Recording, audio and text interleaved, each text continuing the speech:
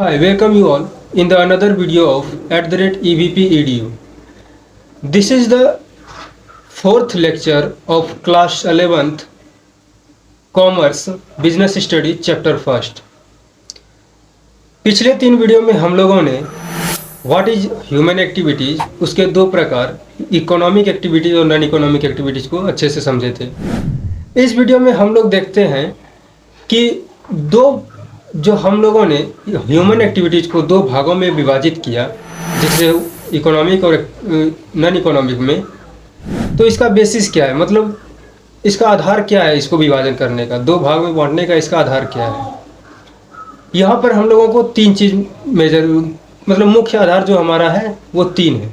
पहला objective of activity, मतलब काम करने का उद्देश्य, वो डिफाइन करता है कि यह इकोनॉमिक है या नॉन इकोनॉमिक है काम, ठीक है। एंड दूसरा है measure in terms of money, मतलब अगर किसी चीज़ को हम मनी के फॉर्म में मेजर कर सकते हैं या नहीं कर सकते हैं, ये डिफाइन करता है कि कोई काम इकोनॉमिक है या कोई काम नॉन इकोनॉमिक है। एंड द नेक्स्ट है लीगलिटी, किसी भी नेशन के लिए अगर कोई चीज़ लीगल है तभी वो इकोनॉमिक होगा, चाहे कितना ही वो इनकम जनरेट क्यों ना हो। अगर इलीगल है तो वो इनकम जनरेट यानी कि नॉन इकोनॉमिक कहलाएगा, इकोनॉमिक नहीं कहलाएगा। अंडरस्टैंड? इसको हम बुक के अकॉर्डिंग समझते हैं एक एक करके। कह रहा है the ahead given points are taken into consideration for the basis of classification between economic and non economic activities. पहला है ऑब्जेक्ट ऑफ द एक्टिविटी, यानी कि काम का उद्देश्य। In certain cases the same activity can be economic और non economic. कुछ case में एक ही काम इकोनॉमिक भी हो सकता है और नॉन इकोनॉमिक भी। जैसे for example if a cricket player plays for his entertainment, यानी कि अगर कोई क्रिकेट का खिलाड़ी मनोरंजन के लिए खेल खेल रहा है तो वो क्या हो जाएगा, नॉन इकोनॉमिक एक्टिविटीज। अब वहीं पर अगर it will be a non economic activity whereas when he plays for remuneration it will be called economic activity. अगर वहीं पर वो मैच लगा के, जैसे टूर्नामेंट में खेल रहा है किसी के लिए, तो वो उसके लिए इकोनॉमिक एक्टिविटीज हो जाएगा, क्या कि वो अपना पैशन फॉलो कर रहा है, इनकम जनरेट कर रहा है। एंड द नेक्स्ट थिंग है डायरेक्ट रिलेशन विद वेल्थ, यानी कि मनी के साथ किसका डायरेक्ट रिलेशन है, संबंध है। यह डिनोट करता है कि कौन इकोनॉमिक है कौन नॉन इकोनॉमिक है। यह कह रहा है all those activities which are directly related to with wealth are known as economic activities, यानी कि जो भी काम डायरेक्टली रिलेटेड होता है मनी से, वैसे कामों को इकोनॉमिक एक्टिविटीज कहते हैं, ठीक है। And because these are perform for an economic object can be measure in terms of money, क्योंकि इसका मुख्य उद्देश्य इनकम जनरेट करना है, इकोनॉमिक है, इसीलिए इसको हम लोग मनी के फॉर्म में मेजर कर सकते हैं।